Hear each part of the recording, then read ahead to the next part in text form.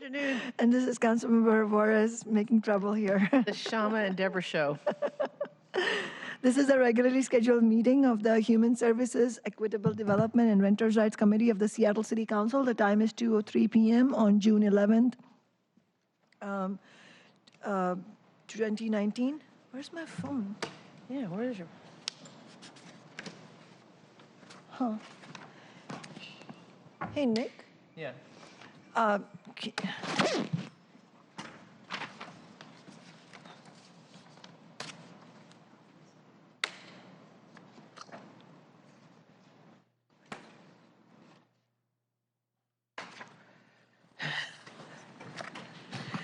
And I'm joined by Councilmember Juarez. Thank you. Yes. We have a short meeting today. The two items on the agenda are both appointments to the Seattle Renters Commission, so we will take them up together.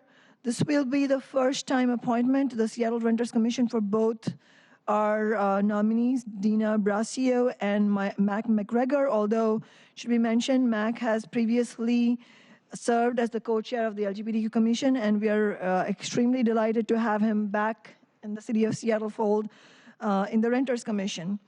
I also wanted to take this opportunity as the chair of the Renters' Rights Committee to announce that our Seattle Needs Rent Control petition just over this last weekend has received over 525 signatures from people around the city. I would mention that the biggest chunk of signatures, over 325, we got from the Volunteer Park Pride Festival. And so clearly, the question of rents being unaffordable is a very major one for the LGBTQ community. And so I think that's something that somebody like Mac can also bring in, and I'm sure would love to hear from you about how the question of LGBTQ rights also is related to renters' rights.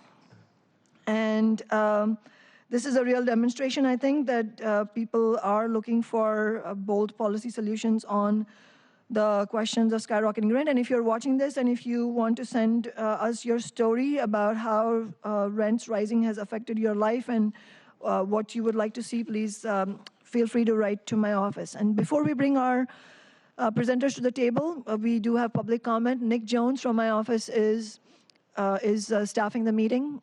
So Nick, if you can read the names who are signed up. There is currently no one signed up for public comment. No one signed up for public comment. Is anybody here who would like to speak in public comment? I would. You don't. The whole meeting is public comment as far as you're concerned, Councilmember Juarez. You're welcome to speak anytime. So since we don't have anybody signed up, we'll close the public comment and we will invite our people to the table. So please join us. Do we have a Department of Neighborhoods staff member? Please come. Oh, okay. Oh, you're both here, Diane and Mac. Yeah. Good.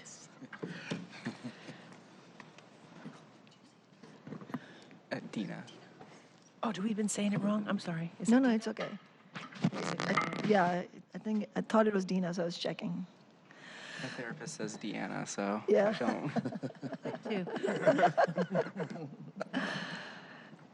So if we could have just one sentence introductions from everyone, and I'm sure you would like to introduce the topic, but just for the record, if we could go around. My name's Dina Braccio, and I'm a tenant educator and advocate with the Tenants Union. My name is Mac McGregor, and I'm an LGBTQ activist and diversity educator.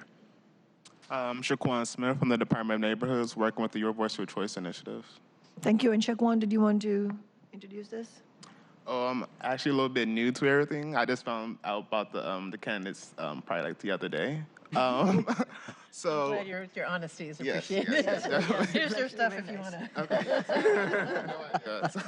I'll do it for you. You want me to do it for you? Yeah. No, I'm just kidding. But so these are two appointees for the Renters Commission, and that's honestly all I know. Okay, So. no problem. Thank you for being here, though. I really appreciate you being here from the Department of Neighborhoods. And I think that at this point, then we would just turn it over to both of you. I know both of you personally, and we've worked with both the tenants union and with MAC on many issues. So maybe you could just talk about what you would bring to the Renters Commission, and also just the issues you're working on related to renters' rights. Okay. Yes. I am on the board of LGBTQ Allyship, which is and the only LGBTQ nonprofit in the area that focuses on housing affordability and housing rights for LGBTQ people. So I do that work, and I've worked with you on move-in fees. I was a part of that movement. That legislation. And as we know, the LGBTQ community faces specific obstacles when it comes to this because of the obstacles in employment, especially the transgender and gender nonconforming part of the community, which has great disparities in employment. And so my wife and I are renters in the area, and so we definitely understand the challenges, and our rent continues to rise every year. So I want to do everything I can to help represent the community and put forth protections for renters, because almost 76% of the LGBTQ community in Seattle are renters. So it's very important work. And of course, I also want to represent our allies who are not LGBTQ themselves. And but also struggling. Yes, also struggling, yes. Yeah, so in my day job, I work with the tenants union, and one of my primary job functions is I'm on our renters' rights hotline. So I talk with folks most days of the week from Seattle, also outside of Seattle, about what issues they are dealing with in their rental housing, and trying to help them navigate the sort of patchwork of protections that we have between like the city and the state laws, and also like just it's not a comprehensive tenants' rights framework that people are dealing with and having to interact with, and so it can be confusing, and so that's something I think a lot about where our laws are falling short. I think a lot about it because I have to explain it to people when they're not covered. And so I think bringing that to the Renters Commission is something I'm really excited about. And then also, I've just, through that work, I've been spending a lot of time thinking about like what are better ways we could be structuring our rental housing situation, so that people are able to have the safety and security that they are entitled to by being people. May I add something else? When I was co-chair of the LGBT Commission, there was, during that time, the Office of Civil Rights was doing some studies on apartment buildings here and finding out which apartment buildings were discriminating against people that were people of color, people with disabilities, and they were going to do one for LGBTQ people as well. And one of the things I would like to do on this is follow up on that, because that was a while ago, and see what's been done since and what new studies might need to be done to see where we are on those issues. Right, and I'm glad you also mentioned people with disabilities, because it is the unaffordability of housing is affecting people with disabilities in a particularly sharp way. Definitely. And I think so. I think the Renters Commission, the LGBTQ Commission, and the Commission of People with Disabilities actually, I think, are in many ways are sort of work together on these things. Yes, exactly. Definitely. And Dina, would you like to share a few things about how the boot camps that we've been doing are going? We've organized a series of renters' rights boot camps throughout the city, many of them actually on Capitol Hill and Central District, but also one in West Seattle. And one of them was hosted at Wild Rose. Yes. On I helped Capitol Hill. with, yes. And you helped with it. I was just going to say that. So, and that has really been taken up by done by B Seattle and the Tenants Union, and in collaboration with my office. But if you would like to share, Dina, what you've learned from renters, and also if Mac, you want to add to that. I should add, you have not been in D5.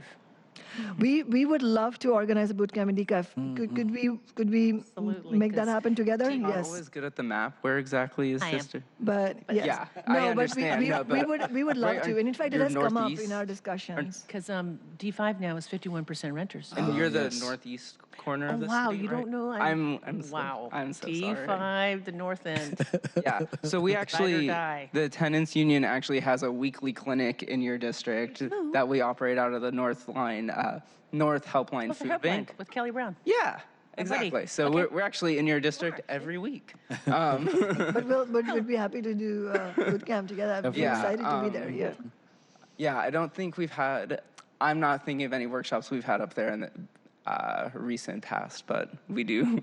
Okay. Yeah, we have a standing appointment. Well, I'm going to check that right here. Yeah, I mean, I think through doing those boot camps and like our other renters presentations, I think the predominant thing I always take away from it is how people are always surprised, and sometimes it's pleasant that they are surprised that there are these protections that they were unaware of, and sometimes it is less than pleasant where they are surprised that there's not like better protections. And I think it's always curious to see which way that the room will go with those. But everyone is always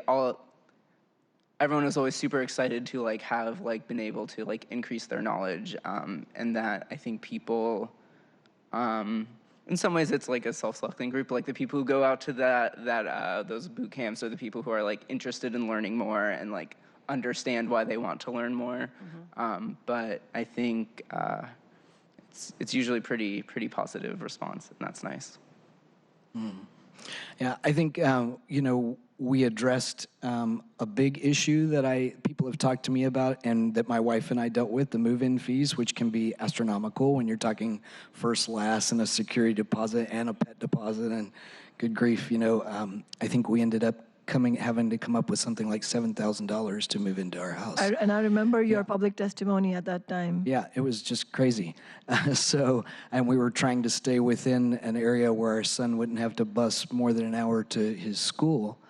And there was really nothing else, at the time. And we didn't have that legislation at the time, so we had to come up with it.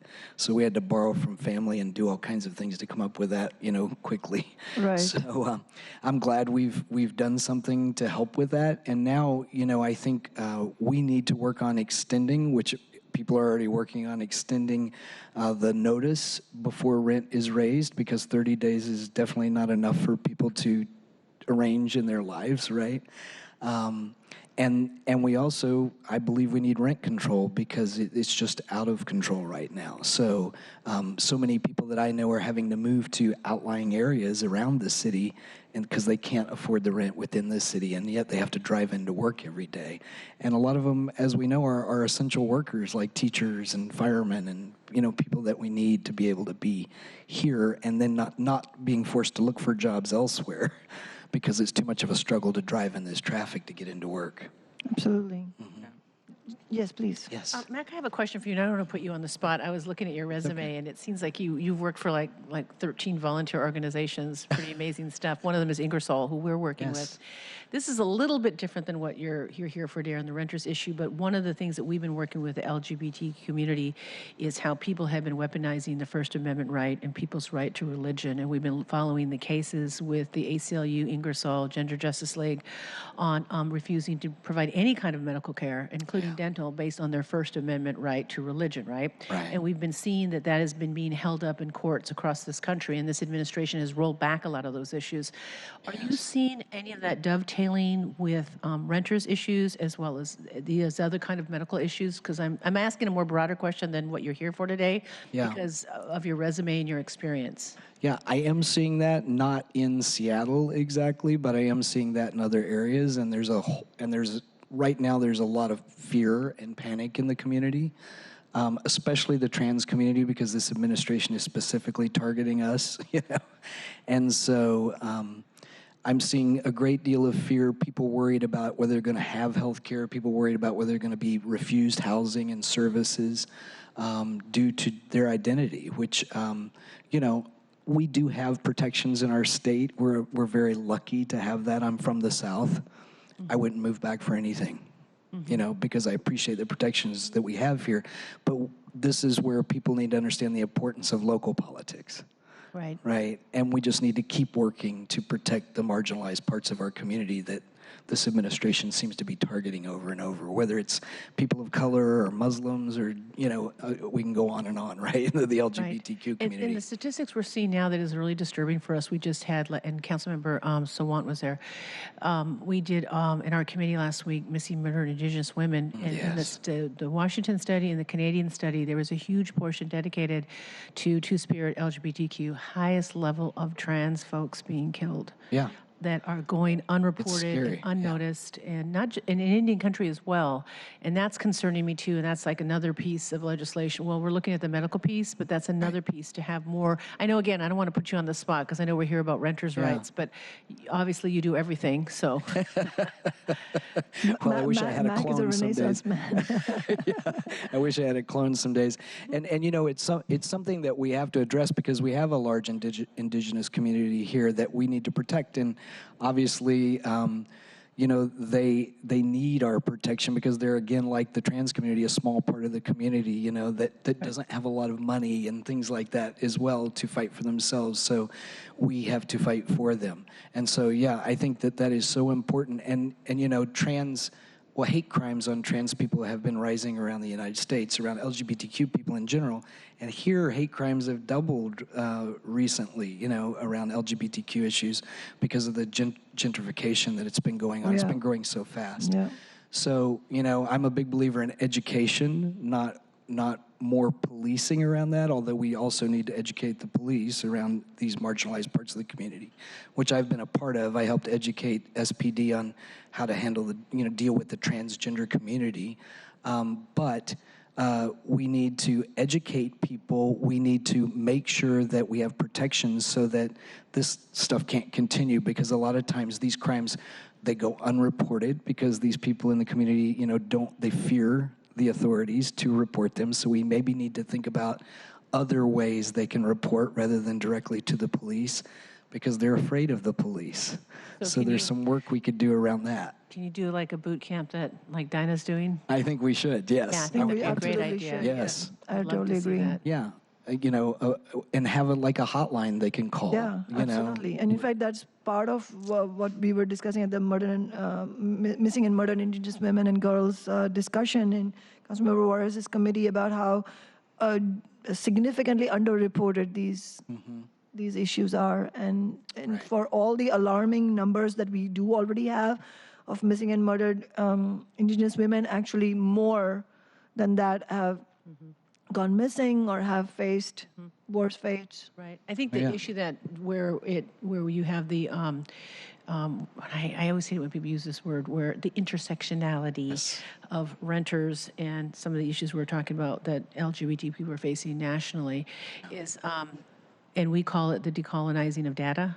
Right. What we don't have is the same thing for the LGBT community in the data from our city departments, in our police department, where people can identify as that, and then they can be reported. Because without that, and we've learned this the hard way in Indian country, it isn't enough to just take the word of the police officer or maybe the person that's providing medical care in a hospital or maybe the landlord, but it's also from that community. That was the big piece. That's why the numbers got up to 1,200 or higher. In the Canadian one, because for the first time, they start going to those communities and saying, you tell us who's missing. Yes. Instead of waiting, putting the burden on them to come and yeah. legitimizing that this is, we know when our daughters are missing and our wives and our, but they weren't listening, right? So I think I'm kind of seeing the same parallels in the LGBT community, that data isn't being collected or they're not coming to your community and saying, who's being hurt, who's being missing, who's being denied. No one's doing that. That's what I'm saying. Who's being sexually assaulted. I mean, we have a lot of LGBTQ people on the streets, right? And especially our LGBTQ youth, which of young people on the streets, 25 and under, they say 40% are LGBTQ. And they're a lot higher risk of sexual assault. So, none of that has been counted. Nobody has been coming to the community and asking those questions. So maybe we need to do that ourselves, Well, that's what we did. Yeah, exactly. It's just like, they're trying to erase us from the census as well. They don't want us to be counted, so we're going to have to take that in our own hands, I think. But that's not a census question. No, it isn't. But I'm just saying overall, because that's what gets communities help is those numbers, right? That data. I like how they ask the race question, but Yeah. they don't. I found that always interesting that they want to know your race. Yeah. Did you know that? They always ask me. Really? Yeah. And I don't want to, I say other, and they go, we need to know. I go, one time the census guy said, well, I know you're not white, because, he's looking at me. That was kind of funny. Yeah. I thought I'd just share that tidbit. But I think our discussion has covered how all these questions are interrelated, and I'm glad that you're both joining the Renters Commission. Mac, you mentioned rent control. Of course, as you both know, the Renters Commission has already unanimously amongst themselves voted on the fact that Seattle does need rent control. In fact, the thing that we have brought forward from my office is exactly what it's sort of coincidentally, it's sort of, clearly we were not the only ones thinking about it. So even though there's a state ban, actually, to make progress on, to have really build momentum to repeal the state ban, we have to start something here. Yes. So we're talking about an ordinance that says a very strong citywide rent control free of corporate loopholes, but that will go into effect the moment the state ban is lifted, and it was really just gratifying to see the Renters Commission also saying that. And as you said, also talking about 180-day notice for eviction and for rent increases, and also the economic evictions assistance, meaning if people are forced to move because their rents went up dramatically, then they need some sort of coverage from the landlord, assistance from the landlord. $1,000 that I heard somewhere around. It was on KUOW or something talking about $2,000 to help people relocate. Well, there are some relocation assistance, obviously. So in some ways, this is the economic evictions assistance would sort of cover the ground that hasn't been covered. Like there are loopholes, so to say. I don't know that they were intended as loopholes, but there are loopholes in the law. So basically, the law that we're talking about would say that if you are a renter within a certain income limit and your rent went up by more than 10%, and if you were forced to move because of that, as opposed to some personal reasons, then your landlord would owe you 3 months' rent. Okay, that's what So it's not rent control, but that kind of law is totally legal even with the rent control ban. So again, the purpose is to go towards rent control, but to build momentum towards that. Are you going to be teeing up any more debates on rent control? We'd be happy to. I'd be happy to. Yes. Oh, I'm not asking. Yeah. I'm just wondering. Yeah. You want to go right here? I would love for you to join the discussion, and we want the debates because we know there are questions out there. We want opportunities to clarify. I'm definitely looking for debates. I even I'm happy if Jeff Bezos wants to debate. That does not surprise me. or the CEO of Vulcan or Lake Union Partners wants to debate. We're happy to organize debates. In fact, we gave the question of rent control a big bump when a former council member, Nick Licata, and I debated I saw that. I watched it. Republican Senator Matt Manuel. I watched it. You watched I was it? on KUOW with Mr. Matt Miller one time. Yeah. Nick and I actually talked about that when I had him on my radio show. Oh, yeah. Oh, he was on your radio show too? Yes, he I was. think the debates can be quite clarifying, and so we would welcome any opportunities to debate, and I'm happy if you have any suggestions on who we should debate. Especially now that you have, what, did you say 51% renters in 51, your Yes, I district? know. Yeah. We should have a debate in District 5. Yeah, really? Okay, we'll think about that.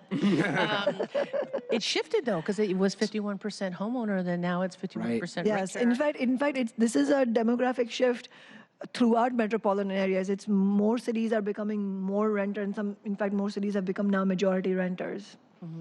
Right. Well, the home prices here, most of us can't do the American dream thing anymore and buy a house No. here. So, yeah. No. Yeah, I don't think this generation sees the American dream the way, I don't know how old you are, but my generation I'm did. 54. No. Okay, well, I'm older than you, so remember what the American dream used to be. You go to college, you buy a house, you, Right. you start That building dream wealth. is not my- accessible own to a most car. young people. Exactly. Yeah, that was exactly. mine. Well, yeah. Shaquan was like, no. Okay, now you're going to chime in. Okay. No, it's true. For the majority of people, it's not accessible. I have a 28 and a 25-year-old that live in the city, so I understand. Yeah. I have a son getting ready to graduate from high school, and he thinks he's going to be able to save enough money to move out with his friends this summer. And my wife and I are going, yeah, we'll see. Yeah, exactly. We hope so, but Yes. Hope so. Things are hard. Yeah. Yeah, guess again. Right. They don't leave. I just want you to know that. I know. They keep It's coming back for stuff. Yeah, right now it's the old joke of, please hurry up and move out while you still know everything, right? Because he's at that age. Right. And then just one other thing I wanted to mention before I move the appointments is the move-in fee payment plan that, Mac, you were talking about, that you were part of, the Tenants Union, Washington Community Action Network played a huge role. Councilmember Juarez, you were in the committee when we were discussing that. And the Seattle Education Association, the Public School Teachers Union, also was a big part of that. Just wanted to mention that it was upheld in the King County Superior Court last autumn, so this is really quite heartening. So if you have no objections, I would like to move appointment 01368 for a vote. Second? Thank you. All in favor, say aye. Aye. And then move appointment 01369. Second? Thank you. All in favor? Aye. Thank you. So both appointments, Dina and Mac, your appointments are moving to City Council meeting on Monday. You don't have to attend, but I have no doubt it will be approved. And if you have any questions, let me know. And accordingly, if Yes. DON has any questions, let me know. What time is that? 2 o'clock. Okay. Thank you both so much for being here, and I'm sorry I won't be there Monday. Okay. So thank hopefully you. I'll see you again. Hopefully we'll do some kind of boot camp up in D5, with There you a go. backup at North Helpline with Kelly Brown and those folks. It was nice meeting you again. Yeah, it's good to and see seeing you you as too as well. Yeah. Thank you. Thank you. Thank you. Thank you, Thank Shaquan. Yeah, I'm sorry I wasn't No, late for it's my okay. meeting. I'm glad you came, though. Sorry Yeah, to sit here, appreciate it. but- You're welcome again in the committee. Thank you. We'll see you again. We have to adjourn. Meeting adjourned.